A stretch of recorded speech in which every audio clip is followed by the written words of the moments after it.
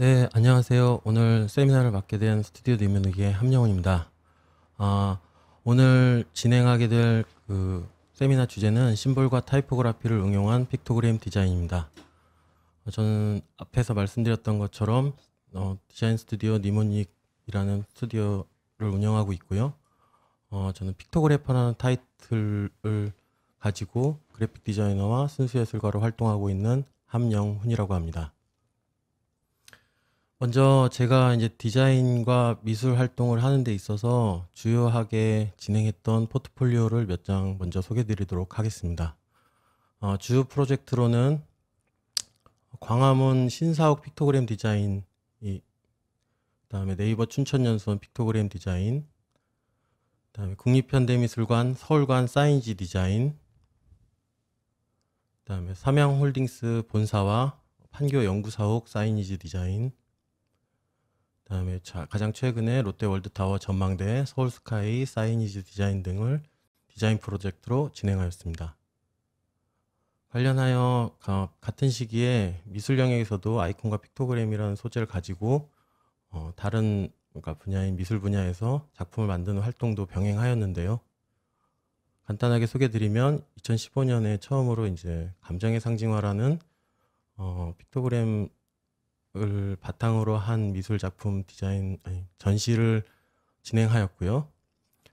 작년에 제주 도립미술관에서 픽토그램 플러스라는 이제 설치 미술을 가지고 작품을 진행하였고, 올해 초에 256개의 점에서 시작된 감정의 기호의 개인전을 또 개최하였고요.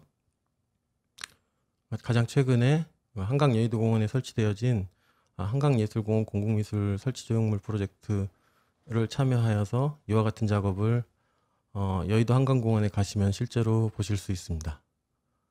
그렇다면 이제 이와 관련하여 픽토그램에 대한 이제 디자인 프로젝트들을 몇 가지 예시로 보여드리고 그에 대한 개론을 말씀드리면서 이제 오늘 세미나를 진행할까 하는데요. 제일 첫 번째로 목차를 확인하시면 그림 문자에 대한 이해, 그 다음에 픽토그래피와 픽토그래퍼, 그다음 그림 문자 기술법의 정의를 간략하게 살펴보고 문자와 그림 문자의 유사성에 대해서 이제 개론적으로 분석한 다음에 오늘 이제 가장 핵심적으로 말씀드릴 최소 요소와 구성 방식, 그러니까 그래픽 엘리먼트와 그래픽 모듈을 활용해서 실무적으로 어떻게 실무 이론으로는 이제 국제 표준 규격 ISO 픽토그램을 구성하는 방법을 소개드리고, 이와 관련하여 이제 그래픽 엘리먼트를 분석해서 각 브랜드별로 심볼 마크가 있는데요. 그 심볼 마크를 분석해서 픽토그램을 만드는 방식을 이제 실무 사례로 제가 진행했던 국립현대미술관 픽토그램과, 그 다음에 또 핵심적으로 문자와 그림 문자의 관계를 말씀드리면서, 그러니까 타입페이스와 픽토그램이 조형적으로 어떻게 연관성이 있고 이것들을 어떻게 확장할 수 있는지에 대한 실무 이론을 독일의 쾰른봉 공항 그래픽 아이덴티티를 사례로 먼저 이론적으로 말씀을 드리고, 실무 사례를 제가 진행했던 현대카드 슈퍼콘서트 행사 아이덴티티 픽토그램을 구현하는 방식과 이제 실무로 제작하는 방식을 같이 설명을 드릴 예정입니다. 그럼 지금부터 이제 픽토그램에 대한 얘기를 개론적인 부분부터 시작해 보도록 하겠습니다. 먼저 그림 문자 픽토그램에 대한 이해입니다. 이와 같은 픽토그램을 여러분들이 실제 생활에서 여러 공공장소에서 많이 확인하실 수 있는데요. 그러니까 이런 그림들을 일반적으로 우리가 이제 픽토그램이라고 디자인 용어로 말을 하고요. 이거에 대한 정의를 먼저 이제 짚어서 말씀을 드리면, 픽토그램은 그림과 메시지라는 의미를 갖는 텔레그램의 합성어로서 실제 구현되어진 그 문법은 그림 더하기 문자로 표현되어집니다. 그러니까 실제 이거를 우린 일상생활에서 그림으로 많이 확인하고 있는데, 실제 이거는 그림의 형태를 취하는 문자로 보시면 더 정확하고요. 그런 맥락에서 이제 이거를 쓰이는 환경이 여기 보통 보시면 이제 지하철, 화장실, 관광 안내소 등 공공시설을 일반인들이 쉽게 알아볼 수 있도록 상징적으로 표현한 그림 문자라고 표기되어 있는데, 핵심적인 거는 이 공공시설물, 그러니까 공항, 뭐 지하철, 화장실, 뭐 이런 식의 전 세계적으로 통용할 수 있는 어떤 시설물들에서 안내 정보 문자로 활용되어지는 것을 일반적으로 우리가 픽토그램이라고 얘기를 합니다. 그러면 죄송합니다. 픽토그램의 특징을 간단하게 이제 한 문장으로 요약하면은 이 독일의 울름 조용대의 교수이자 그래픽 디자이너였던 오트라이어가 한 얘기를 빗대서 설명드릴 수 있을 것 같은데요. 픽토그램은 기호의 성격을 가지고 있어야 하고 일러스트레이션의 기능을 가져선 안 된다. 이렇게 이 사람이 이제 이렇게 정의를 하고 있는데, 이 문장이 실제로 픽토그램의 어떤 특징이나 역할에 대해서 가장 명확하게 설명을 하고 있는 내용이라고 생각합니다. 그러니까 실제로 우리가 픽토그램을 보면 그림 형태로 들어있기 때문에 실제 이제 그림의 영역으로 해석을 하고 있는데, 실제 픽토그램은 기호이면서 기호의 성격을 가지고 있어야 합니다. 이게 가장 큰 차이점이 뭐냐면, 일러스트레이션은 어떤 한 사람이 그림을 그리면 그 사람의 개성이나 어떤 감정이 포함이 될 수밖에 없는데요. 실제 픽토그램은 그러한 개성이나 감정을 배제한 상태에서 가장 중립적인 기본적인 조형 요소를 가지고 조합하는 방식을 가지고 있기 때문에 기호의 성격을 가지고 있고, 그렇기 때문에 중의적인 성격을 가질 수 없게 됩니다. 그래서 이제 이 다음 페이지에서 이제 말씀드리고자 하는 이미지를 보시면 조금 더 명확하게 설명이 될 것 같은데요. 실제 이제 제가 파리에 여행 갔을 때 퐁피트 센터 앞에서 찍었던 사진인데요. 여기에 보시면 이제 이 앞에 이러한 픽토그램이 그려져 있습니다. 실제 이제 어떤 픽토그램인지를 보시면은 대충 느낌이 오실 텐데, 굉장히 러시아 말, 프랑스 말, 영어, 중국어, 일본어, 아랍어, 전체적인 세계어로 표기가 되어 있고, 저희 나라 말로도 소매치기 조심하십시오라고 이렇게 표기가 되어 있죠. 실제 이제 픽토그램의 역할은 이 모든 전 세계 언어를 포괄해서 하나의 어떤 커뮤니케이션 수단으로서의 역할을 하는 것이 이제 본질적인 기능이고요. 그러면서 픽토그램의 특징이라고, 가장 큰 특징이라 한다면 커뮤니케이션 수단으로서의 보편성이라고 인지하시고 말씀드릴 수 있을 것 같습니다. 그래서 픽토그램의 특징을 한 문장으로 정의하면, 인종과 국경, 시대와 문화를 초월하는 가장 쉬운 소통의 방법이기 때문에 과거부터 오늘날까지 형태적으로 화장실이라는 마크가 계속해서 이러한 형태로 전 세계적으로 똑같이 커뮤니케이션 되고 있다고 생각합니다. 이렇게 인지를 먼저 해주시면 좋을 것 같고요. 그러면 실제 픽토그래피를 통해서 픽토그래피라는 기술법의 정의에 대해서 먼저 알아보고, 그 픽토그래퍼라는 내용을 어떻게 정의했는지를 먼저 또 설명을 드릴 텐데요. 실제 이제 픽토그래프라는 말이 있습니다. 그게 이제 그림 문자 기술법이라는 얘기이고요.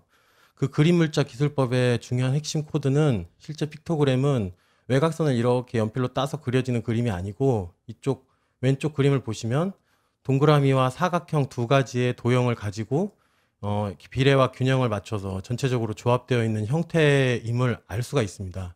그러니까 실제 이렇게 외곽선을 따서 그려지는 게 아니라 동그라미와 사각형을 정의하여서 이렇게 조합해져서 만들어지는 특징을 가지고 있고요. 제가 이제 픽토그래퍼라는 정의를 내리게 된 거는 이런 식의 어떤 도형의 조합을 바탕으로 해서 그림을 그려나가는 형태를 취하고 있기 때문에, 저 스스로가 이제 이 픽토그래프라는 그림 물자 기술법이라는 단어를 활용해서 이제 이거를 이런 식으로 구성하는 방식, 도형을 이용해서 뭔가 구성하는 방식을 취하고 있습니다. 그러면 이제 간단하게 그림 문자 기술법에 대해서 간단하게 말씀을 드리면, 실제 이제 이 기초 조형 요소인 원, 삼각형, 사각형을 이용해 최소한의 정보를 표현할 수 있는 문자의 형태로 조합되어지는 그림이라고 1차적으로 정의할 수 있고요. 요 엘리먼트들, 그러니까 이 가장 최소 단위인 기초 조형 요소를 활용해서 어떻게 그림을 그리는지에 대한 문제를 이제 고민하시면 그림 문자 기술법이 어떤 건지 한번 생각해 보실 수 있을 것 같고요. 이걸 이제 그래픽 디자인으로 한 단계 더 들어가게 되면, 실제 원과 삼각형과 사각형이 또 다른 어떤 성질을 가지고 있다는 걸 알 수 있습니다. 실제 이제 원은 점이 막 찍혀져 있는 형태로 구성되어지고, 삼각형은 선과 선이 연결되는 형태로 만들어지고, 또 사각형은 어떤 이런 입체감, 그러니까 입방체의 형태를 가지고 이 다음 그러니까 그래픽 소스로 활용되어질 수 있는 어떤 엘리먼트적인 요소의 어떤 성질을 가지고 있습니다. 여기까지는 참고로 알아두시고, 오늘은 이제 1시간짜리 강의이기 때문에 실제 이제 원과 삼각형, 사각형만으로 어떻게 그림 문자가 이루어지고, 그걸 바탕으로 해서 이제 타이포그래피와 어떤 관계가 있는지만을 먼저 알아보도록 하겠습니다.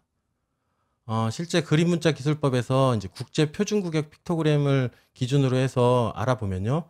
실제 이제 이런 식의 로직을 가지고 있습니다. 이 뒷부분에서 이제 제가 다시 한번 실제적으로 그 과정을 설명드리고 그 다음에 이제 시연하는 과정도 한번 보여드릴 텐데요. 실제 이렇게 높이 값을 이렇게 육등신으로 머리를 기준으로 해서 육등신으로 구성하고 네모와 동그라미로 활용해서 이렇게 사람의 형태를 구성하는 방식을 취하고 있습니다. 그러면 이제 여기서 가장 핵심적인 게 우리가 이제 그 픽토그램이라는 개념과 타입페이스라는 개념이 여기서 같은 로직을 가지고 있는데요. 일반적으로 이 가장 최소 단위, 이 사람을 보시면 동그라미 머리와 네모난 몸통, 팔다리를 가지고 있잖아요. 그거를 최소 요소라고 얘기를 합니다.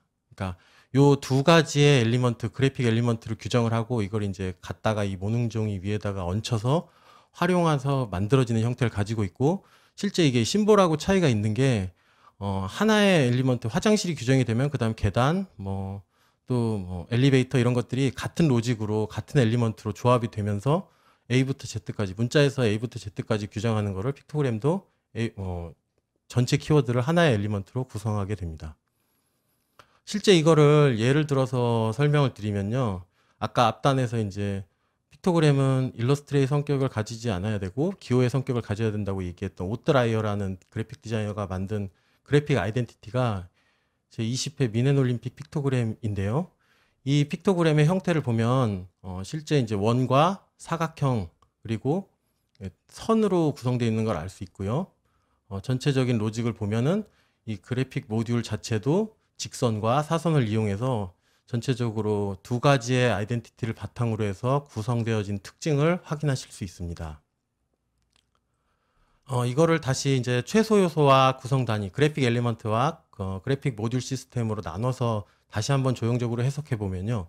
최소 요소는 면과 선, 그 다음에 도형적으로는 원과 사각형 두 가지를 가지고 끌어다가 이 그 직선과 사선으로 이루어진 모듈 시스템 안에서 전체적으로 구성을 하는 것을 확인하실 수가 있고요. 이때 이 시스템 자체를 활용하는 게 그래픽 디자인에서 굉장히 기본적이고 또 중요한 기초적인 이론이라고 할 수 있습니다. 이걸 바탕으로 해서 이제 전체 픽토그램 시스템을 보면 이게 이제 실제 미넨 올림픽에서 디자인된 픽토그램 디자인인데요. 이 최소 요소인 동그라미와 사각형 그리고 선과 면의 어떤 시스템을 바탕으로 제일 처음에 배구부터 맨 끝에 양궁까지 전체적인 맥락을 같은 그래픽 엘리먼트로 그다음에 그래픽 모듈로 규칙화해서 표현한 거를 보실 수 있습니다. 이게 이제 오늘날의 픽토그램이 가지고 있는 가장 중요한 특징이고 실제 미넨 올림픽 때부터 이러한 어떤 그래픽 시스템이 오늘날까지도 픽토그램의 어떤 기본적인 조형 이론으로 계속해서 전해 내려주고 있습니다. 그래서 굉장히 중요한 사례이고요. 그 다음에 이제 제가 먼저 그 다음에 이제 또 중요하게 소개드릴 내용이, 그렇다면 이 조형적인 해석이 문자하고는 어떤 맥락의 어떤 특징을 가지고 있는지를 살펴보도록 하겠습니다. 디자인 하시는 분들이라면 누구나 다 아실 만한 서체인데요. 이게 이제 파울 러너가 디자인한 푸츄라라는 서체입니다. 이 서체의 어떤 구성 방식을 보시면은 여기 오른쪽에 그림을 보시면 원과 삼각형과 사각형으로 이렇게 조형적으로 해석해서 쭉 기하학적으로 만들어지는 형태를 보실 수가 있습니다. 그러니까 우리가 일반적으로 이런 서체를 지오메트릭 산스, 즉 기하도형 서체라고 이야기하는데요. 실제 이제 이런 로직을 가지고 타입페이스도 픽토그램과 마찬가지로 도형을 이용해서 전체적으로 이제 로직화시키는 그런 특징을 가지고 있고요. 원과 삼각형과 사각형만으로도 A부터 Z까지 쭉 베리에이션 될 수 있는 그런 특징을 가지고 있습니다. 실제 이제 이런 원리가 픽토그램이 가지고 있는 원리와 같기 때문에 오늘 이제 문자와 그림 문자에 대한 어떤 방향성을 설명드릴 수 있을 것 같고요. 이제 조금 더 특화되게 디자인틱하게, 그러니까 엘리먼트를 이용해서 구성을 하면 오른쪽에 그림 같은 형태의 타입페이스도 만들 수 있겠죠. 실제 그래서 아까 이제 설명드렸던 최소 단위 그래픽 엘리먼트에 대한 얘기를 먼저 말씀드리면, 그래픽 엘리먼트는 원, 삼각형, 사각형, 이게 가장 기본이 되는 기초 조형 요소입니다. 그 안에 이제 정원을 보면 실제 반원이 있고 또 4분의 1 원이 있습니다. 삼각형도 마찬가지로 정삼각형이 있고 그 안에 직각 삼각형이 있고요. 그다음에 사각형도 정사각형 안에 직각삼각형 이렇게 구성이 되어 있고, 이런 최소 단위를 우리가 이제 일반적으로 그래픽 엘리먼트라고 얘기를 하고요. 실제 이제 타입페이스를 이걸로 원, 삼각형, 사각형으로 구성을 해보면은 실제 엘리먼트를 바탕으로 해서 원, 삼각형, 사각형만으로도 서클, 원이란 뜻이죠. 트라이앵글, 삼각형이란 뜻이고요. 쿼드랭글, 사각형이란 뜻인데, 이렇게 원, 삼각형, 사각형의 반원, 4분의 1원, 뭐 직각삼각형, 정삼각형, 사각형, 정사각형, 직사각형 등으로 유사한 타입페이스를 구사할 수 있고, 이런 것들을 바탕으로 해서 이제 푸츠라와 같은 요즘 이제 뭐 에비뉴어랄지 뭐 그런 서체들이 이제 기하도형 서체인데, 그런 서체들을 구성하는데 활용할 수 있습니다. 기본적으로 이제 픽토그램도 마찬가지로 어떤 이런 기하학적인 도형의 논리를 가지고 픽토그램도 만들어지는 조형성을 가지고 있다라는 거를 먼저 설명을 드리고요. 실제 이제 이거를 이제 실무 사례에서 실제 이론으로 먼저 이제 확인을 먼저 시켜드리면요. 이제 국제표준구격 픽토그램을 먼저 한번 구성 방식을 보시겠습니다. 요런 픽토그램을 이렇게 뭐 국내나 외국에서 이렇게 돌아다니시면서 보신 적이 있으실 텐데요. 이게 이제 저도 영국에 여행 갔을 때 촬영했던 사진입니다. 앞단에서 한번 보여드렸지만 이게 이제 국제 표준규격 픽토그램이고요. ISO라고 국제 표준규격 그 기구가 있습니다. 그러니까 미국에, 거기에서 이제 전 세계적으로 똑같이 화장실은 뭐 이렇게 남과 여, 엘리베이터는 화살표가 있는 뭐 이런 형태, 뭐 아기, 뭐 개수대, 뭐 기다리세요, 뭐 화물, 뭐 이런 식의 어떤 여러 가지 키워드들을 이렇게 표기해서 전 세계적으로 약속된 형태로 사용하자라고 규정해서 국제표준규격에서 이걸 전 세계적으로 배포해서 활용하고 있고요. 저희 나라도 이와 유사한 형태로 픽토그램을 개발하여 이제 국제표준규격 시스템에 맞춰서 활용을 하고 있습니다.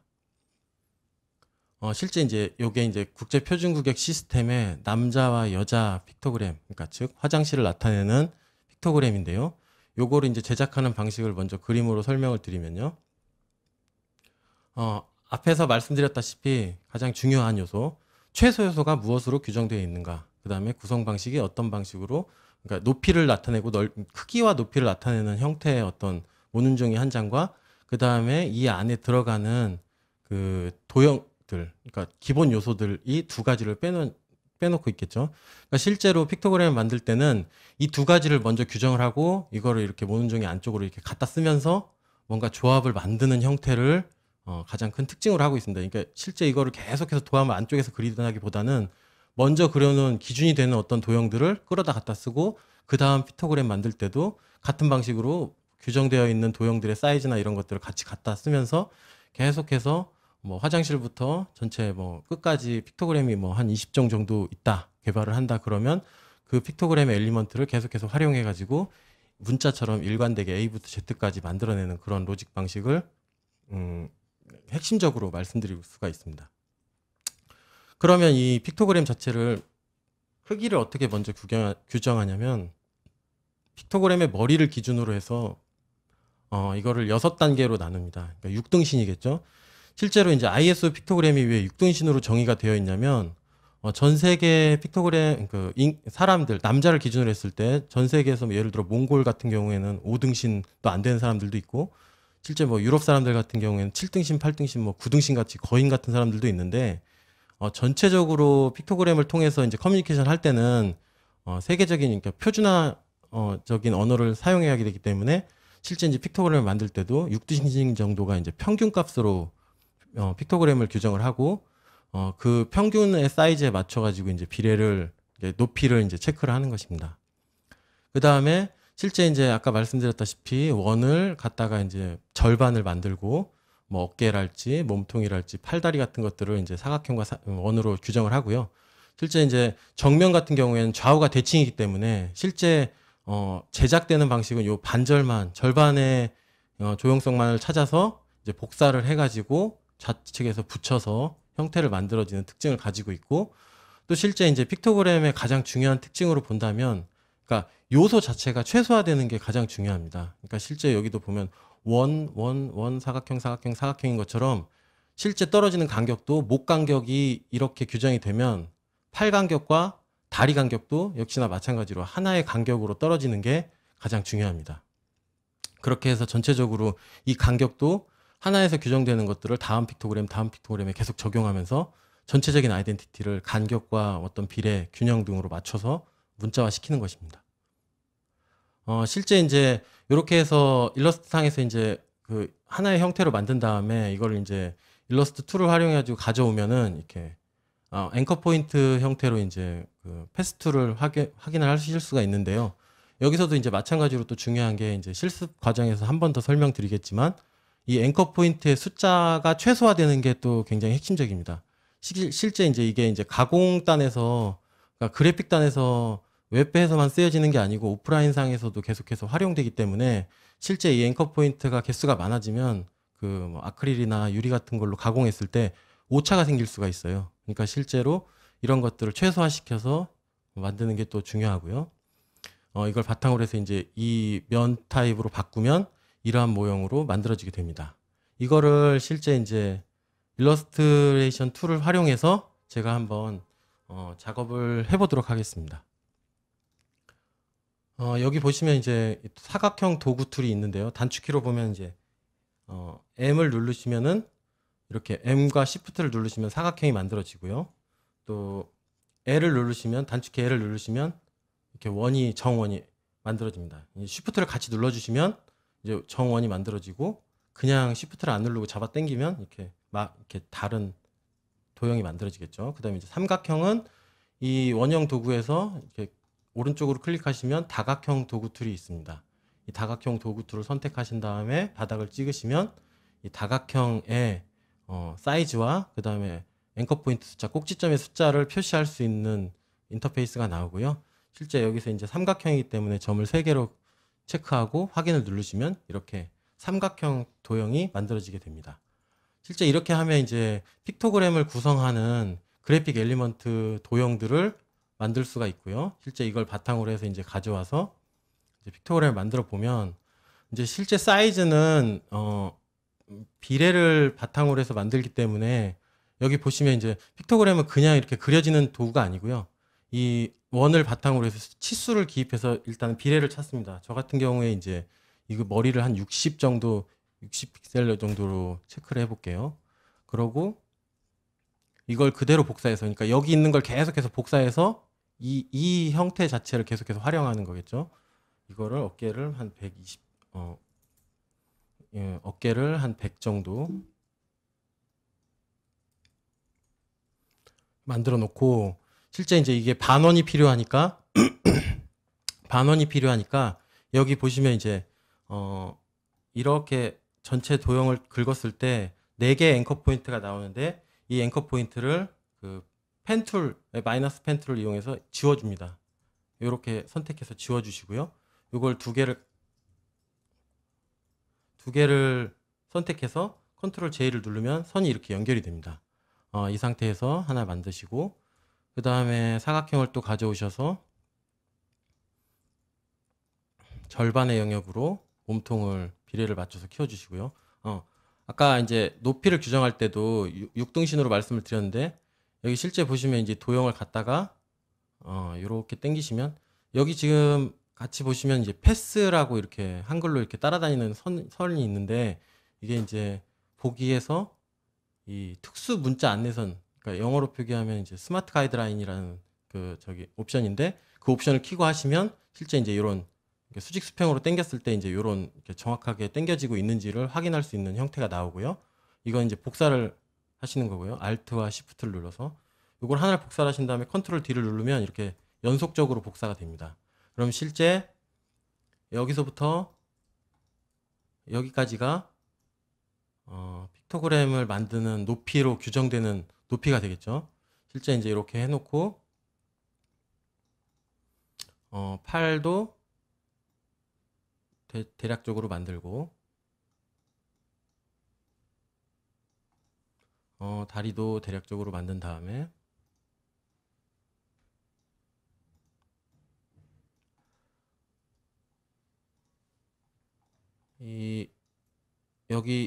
여기를 이제 원을 여기는 한 30 정도만 제가 줄게요. 수치를. 그러고 이걸 당겨서 규정을 하고, 여기는 한 40 정도, 다리는. 그러니까 60과 여기 지금 100으로 했는데 한 80만 줘야겠네요. 90 정도.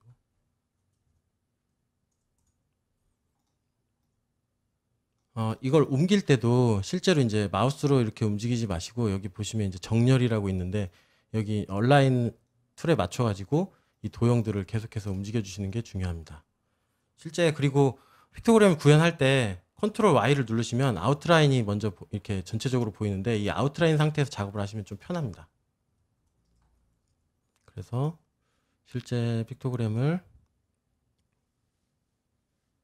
이렇게 만드시고요. 붙여서 여기도 이 두 개의 앵커 포인트를 찝으신 다음에 여기에 있는 앵커 포인트를 선택하시고 온라인을 맞춰주시면 오차 범위가 그러니까 제로가 되는 그림 문자가 만들어질 수 있겠죠. 실제 이제 픽토그램은 손으로 그려지는 그림이 아니다 보니까 이렇게 수치화해서 만드는 게 되게 중요합니다. 그래야지 나중에 이제 앵커 포인트가 많이 생기지 않기 때문에요. 여기도 교차 영역을 붙여주시고, 실제 이제 여기 앵커 포인트, 여기 앵커 포인트를 정해서 패스를 당겨주시고요. 여기에 붙여주세요. 이런 식으로. 이렇게 하면 이제 절반의 픽토그램 형태가 만들어졌고요. 이걸 마찬가지로 이제 여기도 지워서 이 꼭지점을 찍고 컨트롤 J를 누르시면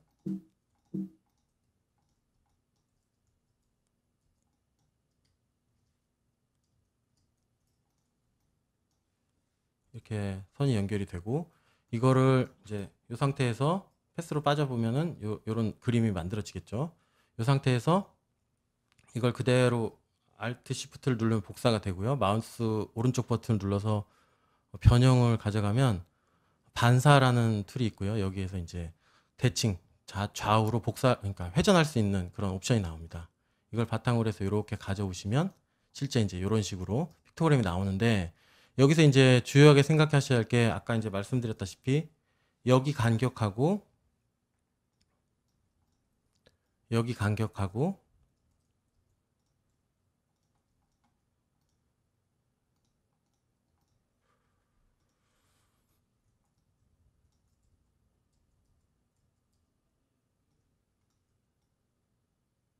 여기 간격이 같아야 되는데, 보시면은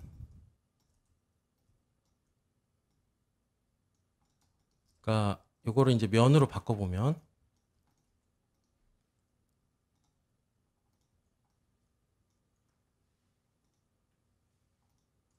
이렇게 약간 다리가 이상하게 벌어진 형태가 나옵니다. 그러니까 실제로 픽토그램 작업하실 때 여기 기준에서 이거를 절반으로 나눠서 사이즈를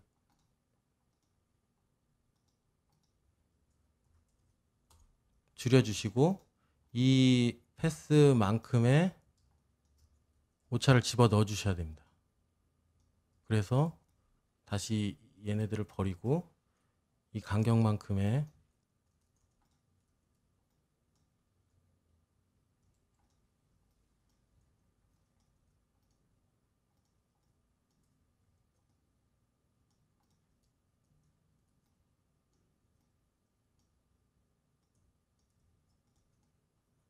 오차를 얼라인화 시킨 다음에 그거를 이제 지워 주시고,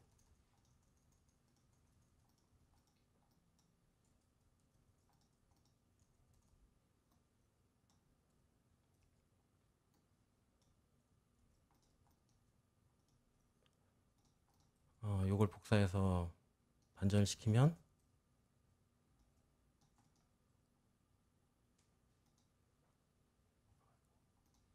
머리가 빠졌네요.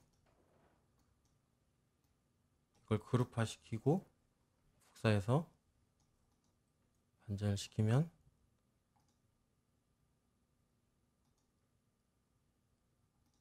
이렇게 하나의 형태가 되고, 이걸 전체를 다 섞어서 면으로 바꾸면 이제 이렇게 여기 간격과 여기 간격, 여기 간격, 여기 간격이 다 같이 맞아 떨어지는 픽토그램 형태를 찾을 수가 있습니다. 보통 이제 이렇게 해서 이제 이 픽토그램 형태를 찾는 거고요. 이걸 이제 연장선상에서 이제 실제 그럼 실무 사례에서는 어떻게 이게 구성이 되는지를 먼저 보여드리면요. MMCA, 그러니까 국립현대미술관 서울관의 픽토그램 디자인을 이제 진행을 했었는데, 저 같은 경우에는 이런 원리를 가지고 있습니다. 그러니까 심볼 마크의 조형성을 분석을 해서 그 엘리먼트를 픽토그램에 녹이는 그런 로직을 하나를 가지고 있고요. 실제 이제 이거를 구성하는 걸 방식을 보시면 이 MMCA 로고를 가져오면은 이제 사각형과 동그라미, 삼각형. 그러니까 실제 이제 그 문자나 이제 어떤 기능적으로 보시지 마시고 조형성으로만 보시면 정사각형, 원, 삼각형이 들어있는 걸 아실 수 있고, 또 규칙적으로 이 꺾임이 직각적으로 꺾이는 형태에서 직각적인 형태와 그 다음에 이제 끝나는 선이 타입페이스가 끝나는 형태에서 이 동그란 형태의 어떤 엘리먼트들을 각 서체 안에서 확인하실 수 있습니다. 그거를 제일 첫 번째로 선의 두께로 규정하고, 두 번째로는 이제 직선적인 형태와 곡선적인 형태, 그 다음에 이제 기하 도형적인 엘리먼트들, 그러니까 M과 C와 A에서 나오는, 그 다음에 선적인 요소들, 그 다음에 이제 면적인 요소들, 이런 5가지 요소로 규정할 수 있고요. 실제 이제 심볼 마크의 조형성을 분석해 보면 이제 면 타입과 선 타입으로 나눠지고, 그것들이 이제 다시 조형적으로 해석되면 사각형과 원과 삼각형으로 이루어짐을 알 수 있습니다. 그래서 이제 앞선에서 말씀드렸다시피 그래픽 엘리먼트를 분석을 해보면 타입페이스의 선적인 느낌과 타입페이스 외곽선의 면적인 느낌, 그 다음에 M과 C와 A에서 느껴지는 지오메트릭 산스 느낌의 기하 도형들, 원, 사각형, 삼각형을 유출할 수 있습니다. 그 상태에서 이제 MCA가 가지고 있는 원, 삼각형, 사각형만을 가지고 이러한 형태, 그러니까 동그라미, 사각형, 삼각형만을 갖고 픽토그램을 구성을 하고, 앞단에서 이제 곡선과 직선적인 형태의 어떤 조형성도 마찬가지로 상단에는 곡선적인 형태와 하단에는 직선적인 형태, 반절로 끊어서 보시면 명확하시겠죠. 이제 직선적인 꼭지점과 곡선적인 이제 곡선들만으로 구성되어 있는 특징을 가질 수 있고요. 실제 이제 2가지로 이제 면 타입의 픽토그램과 선 타입의 픽토그램으로 정의할 수 있습니다. 이렇게 픽토그램이 만들어지고요. 이러한 방식도 픽토그램을 구성하는 방식으로 제가 간단하게 시범을 보여드리도록 하겠습니다. 실제 이제 MMCA 로고고요. 이 로고에서 이제 마찬가지로 사각형과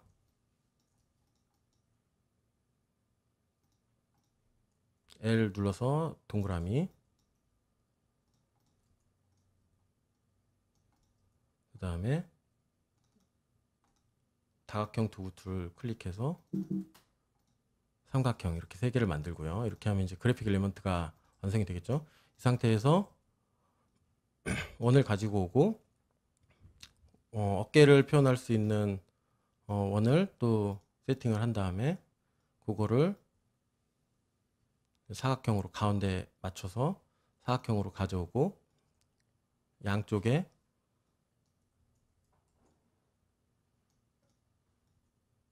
이렇게 만들어 주고요. 이걸 또 그대로 복사해서 또 절반을 이렇게 만들면 이제 실제로 간단하게 픽토그램이 만들어지는 형태를 보실 수 있습니다. 이제 비례는 전체적으로 계속해서 맞춰줘야 되겠죠. 그러니까 도형을 이용해서 이렇게 조합되는 방식이라는 것만 기본적으로 인지하셔도 굉장히 픽토그램에 대해서 간단하게 많이 이해하실 수 있고요. 실제 이제 아까 MMCA 같은 경우에는 여기에 그 구분선이 있었으니까 패스를 하나 그어주신 다음에 여기에 화이트로 스트로크를 주면 이렇게 간격이 벌어지겠죠.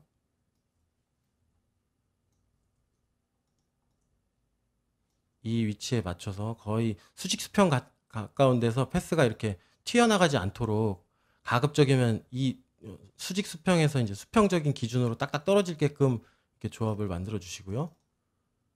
실제 이것들을 이제 아까 말씀드렸다시피 이 간격과 이 간격들이 일치하는 게 중요하다고, 그래야지 아이덴티티가 하나로 또 통일될 수 있다고 말씀드렸으니까 이 부분도 스트로크를 여기 간격에 맞춰서 적절하게 벌려주셔야겠죠. 한 5 정도로 줄게요, 제가. 그러면 실제 이제 여기 간격과 여기 간격이 일치하는 선과 면적인 픽토그램 형태가 완성될 수 있습니다. 그죠? 그거를 컨트롤 Y를 눌러서 확인을 해보면 이런 식으로 도형으로 이루어진 로직을 확인할 수 있고, 실제 이거를 이제 컨트롤 Y를 다시 해제하면 이제 이런 식으로 면 타입으로 픽토그램을 만들 수 있습니다.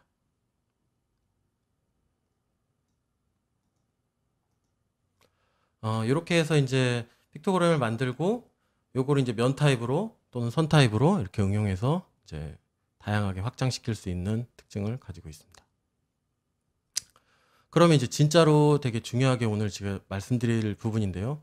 아까 이제 앞단에서도 서체가 구성되는 방식과 픽토그램이 구성되는 방식 자체가 같을 수 있다, 같은 로직이다라고 말씀을 드렸는데, 실제 저 같은 경우에는 디자인을 할 때 어떤 프로젝트를 풀 때 원래 가지고 있는 심볼 로고, 그다음 색상 체계, 그냥 전용 서체를 바탕으로 해서 픽토그램과 그래픽 모티브를 응용하는 그런 로직을 가지고 있는데, 실제 이제 그냥 브랜드 디자인 영역에서의 어떤 그 디자인 접근 방식을 보면 CI 회사에서 브랜드 디자인을 하게 되고, 이때 이제 심볼 로고와 색상 체계, 전용 서체 등 그다음에 이제 그래픽 모티브, 기본 그래픽 모티브까지가 베이직 시스템 안에 들어가게 됩니다. 그러고 그 토대를 바탕으로 해서 이제 기본 서식 패키지, 그다음 온라인, 오프라인, 모바일 등에 사용되는 이제 여러 가지 어플리케이션 시스템들이 풀리는데요. 이때 이제 공간 디자인 정보, 그러니까 공간 정보 디자인 요소가 문제가 되는 게, 브랜드 디자인은 굉장히 신경을 많이 써놓고 공간 정보 디자인에 활용되는 이제 픽토그램 같은 것들은 이제 무료용 소스들이 굉장히 많기 때문에 이거를 실제적으로 이제 그냥 갖다가 적용해서 쓰는 경우가 굉장히 많아요. 근데 이제 실제로 이거를 실제 이제 건축 사옥이나 이런 것들을 새로 신축을 하다 보면 이 아이덴티티가 서로 부딪히는 경우가 많이 있거든요. 이제 그때 이제 문제가 되는 게, 이제 사이니지 시스템 자체가 그러니까 있는 그림들을 갖다가 실제로 만들기 때문에 아이콘도 마찬가지고요. 뭔가 이렇게 이 브랜드 체계와 어울리지 않는 그런 문제점들이 생겨나는데요.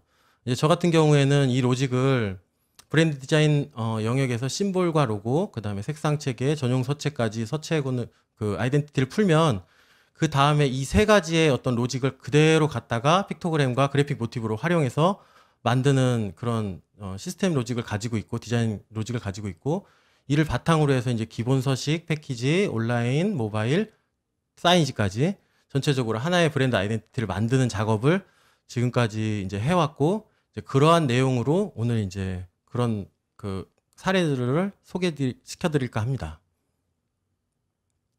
그럼 이제 그 문자와 그림 문자의 관계에서 먼저 이제 이전 해외 사례를 먼저 한번 보고, 이것들을 이제 국내에서 어떻게 활용할 수 있는지에 대해서 제가 말씀을 드릴 텐데요.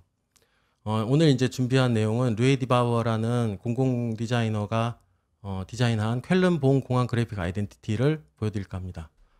실제 이제 쾰른 본 공항 그래픽 아이덴티티는 이런 형태인데요. 이게 어떤 방식이냐면, 얘네가 먼저 이제 이 쾰른 본 에어포트라는 전용 서체를 심플 폰트라는 걸 개발을 했어요. 그 다음에 요 폰트가 개발되어지는 기본 로직이 있는데, 그 로직을 바탕으로 해서 그대로 픽토그램과 아이콘 그래피로 응용한 그런 사례인데요. 실제 이제 심플 폰트의 로직을 보면은 이런 식으로 이제 어떻게 규정되는지에 대한 어떤 가이드라인이 있고요. 요 가이드라인 안에 이제 여기 선이 이제 끝나는 형태, 꺾이는 형태, 선의 두께 등을 이렇게 규정을 해서 이걸 다 엘리먼트화 시켜가지고 각각의 그래픽 요소로 분리를 해놨습니다. 이 분리된 요소를 바탕으로 해서 그대로 그 아이덴티티를 아이콘 그래피에 활용해서 응용하는 형태를 취하고 있는데요. 이제 제가 이제 디자인 쪽에서 접근하는 방식 자체가 이 로직입니다. 그러니까 실제 이제 폰트와 픽토그램이 같은 로직 안에 있으니까 그 로직 안에서 아이덴티티를 계속해서 확장시키면서 브랜드 아이덴티티를 강화시키는 그런 식의 어떤 전략을 가지고 있는데요. 실제 이제 제가 되게 다양한 프로젝트를 진행을 하면서 테스트를 해보면은 전체 그 선의 조형성이라고 하는 게 한 6가지 정도 이렇게 있습니다. 그러니까 폰트로 예를 들거나 아이콘 그래피로 예를 들 때 끝선이 처리되는 방식 자체가 타이포그래피 기준으로 보면 한 6가지 정도면은 거의 모든 타이포그래피가 다 끝나는 점이 어떤 특징을 가지고 있고, 또 선이 꺾이는 부분, 그러니까 지금 앞단에서 잠깐 보여드렸다시피 이런 이제 심플 폰트 기준으로 하면 이제 라운드 되는 이런 형태들이 있는데, 여기도 지금 4번에 그게 마킹이 되어 있죠. 끝나는 점은 1번으로 마킹이 되어 있고, 아니 6번으로 마킹이 되어 있죠. 이 앞단에 이제 심플 폰트 기준으로 보면 동그라미, 네모 동그라미와 라운드 된 형태, 그러면 이제 6번이죠. 이 4번과 6번의 어떤 형태를 가지고 있는데, 이 안에서 거의 모든 타입페이스의 형태가 그러니까 조형적으로 해석이 됩니다. 실제 이거를 제가 이제 그 일러스트 상에서 또 다시 한번 제가 이제 만들어 볼게요. 제가 이제 분석해 놓은 이 타입페이스 모듈 중에 S를 끄집어내고요.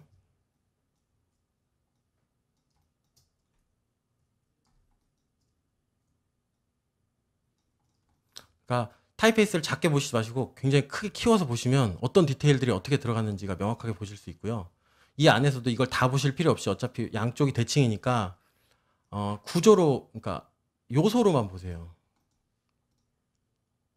그러면 이제 여기다가 선을 하나 긋고, 안 보이니까 색을 칠할게요.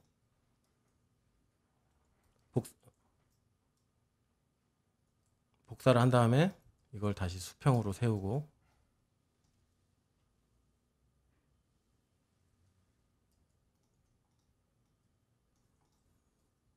여기도 이렇게 끊어야겠죠. 그러면 여기가 끊어지고 여기가 끊어지고 여기가 끊어지겠죠. 저희가 필요한 건 이만큼이에요. 그죠? 여기가 반대로 대칭되어 있으니까. 그러면 이 상태에서 여기 패스파인더 상에 나누기 이 버튼을 누르시면 바로 이제 이게 이렇게 분리가 되고요.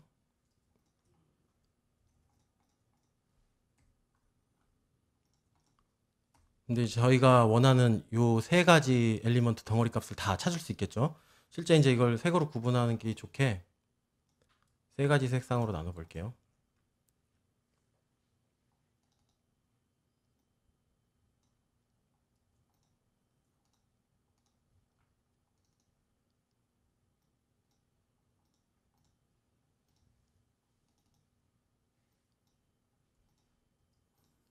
그러면 이제 선의 두께를 표시하는 부분을 요 색으로,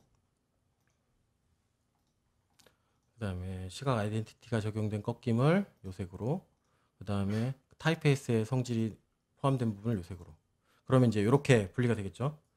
이 상태에서 이제 우리가 이제 필요한 요소는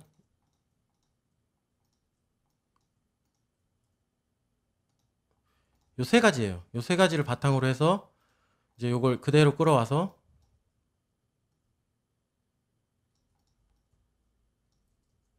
머리를 기준으로 하는 스트로크 형태를 만들어요. 저는 이제 시간이 없으니까 이렇게 하는데, 정확하게 수치화시켜서 사각형을 딱 만들어 주시고 정사각형으로 딱 만들어 주시는 게 중요하겠죠. 왜냐하면 이 안에 내경값 자체가 사각형 꼴로 돼 있기 때문에 계속 사각형 조형성을 유지하는 게 중요하거든요. 또 요 형태를 가져다가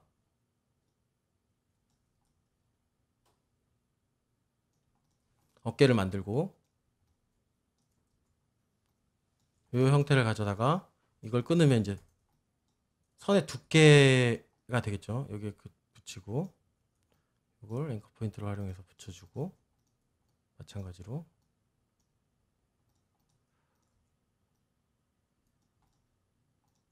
밑에 부분도 마찬가지로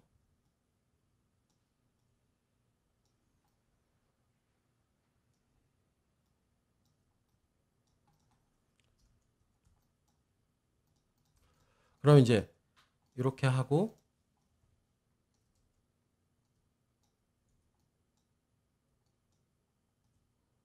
이렇게 만들면 아까 우리가 이제 필요로 했던 절반 값이 나오죠. 그럼 요것만 복사를 해서 마찬가지로 반사한 다음에 세로로 고쳐주면 이렇게 이런 형태를 찾을 수가 있겠죠. 이걸 이제 그룹화 시킨 다음에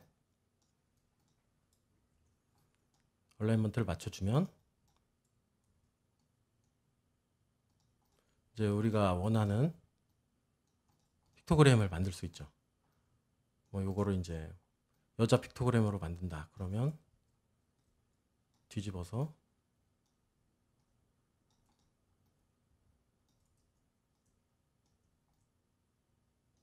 이렇게 그렇게 하면 아까 설명드렸던 내용의 픽토그램이 대충 완성이 되죠.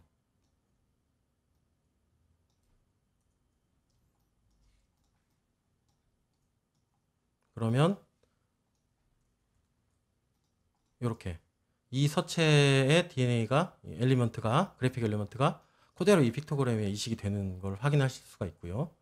이걸 바탕으로 해서 이제 요 로직을 이제 어떻게 구성이 되는지 간단하게 이제 제가 보여드렸는데, 이와 같은 논리로 접근했을 때 그 그래픽 모티브를 따로 제작할 필요가 없이 실제 심볼 마크, 로고 타입 전용 서체, 그 다음에 기업 컬러, 그 다음 픽토그램만 가지고도 얼마든지 인포그래픽적인 여러 가지 프로젝트들을 진행할 수 있다는 거를 이제 제가 여러 가지 프로젝트를 통해서 알게 되었고요. 실제 이제 2013년부터 제가 이제 개인 스튜디오를 진행을 했는데 관련 프로젝트들을 다 유사한 이러한 논리로 접근해서 진행을 해왔습니다. 그러니까 실제 뭐 블루스퀘어 픽토그램 디자인부터 해서 뭐 대한제강, 금융그룹, 뭐 연수원, 뭐 KT, 이런 식의 사이니지 디자인도 그렇고요. 최근에 이제 평창 동계올림픽 스포츠 픽토그램 디자인까지 심볼 마크와 전용 서체를 분석해서 픽토그램을 만드는 로직을 가지고 계속해서 프로젝트를 해왔고, 관련 그 프로젝트 버짓 자체가 계속해서 커지면서 이러한 어떤 논리가 전체적으로 아이덴티티를 묶어내는데 굉장히 효율적이다라는 생각이 들었습니다. 실제 이제 지금 소개해드리는 이런 프로젝트들은 그 여기 포트폴리오 사이트에 가시면은 실제 그 소개해드릴 수 있고요. 예, 여기 보시면 이제 제 개인적인 그 블로그 웹사이트인데요. 아카이빙 하는 블로그 웹사이트인데, 이 상단의 디자인 카테고리를 보시면 관련 프로젝트들이 이렇게 쭉 나열되어 있는 걸 보실 수 있습니다. 그러니까 이와 같은 방식의 로직으로 프로젝트 사례가 궁금하시면 이 사이트에 프로젝트들을 전체적으로 과정을 전체 다 올려놓았기 때문에 확인하시면서 이런 식으로 접근하는 방식이 뭔가 아이덴티티를 정리하고 풀어나가는데 효과적일 수 있겠구나 하는 거를 참고하실 수 있을 것 같습니다. 제가 이제 보통 이제 일러스트레이터라는 프로그램을, 어도비에서 나오는 일러스트레이터라는 프로그램을 가지고 이제 진행을 하는데요. 이러한 픽토그램 작업을 일러스트레이터라는 프로그램을 활용해서 여러분들도 한번 만들어 보시면 좋을 것 같고요. 그러면서 이제 다양한 좋은 작업들 많이 진행하실 수 있었으면 좋겠습니다. 예. 시청해 주셔서 감사합니다.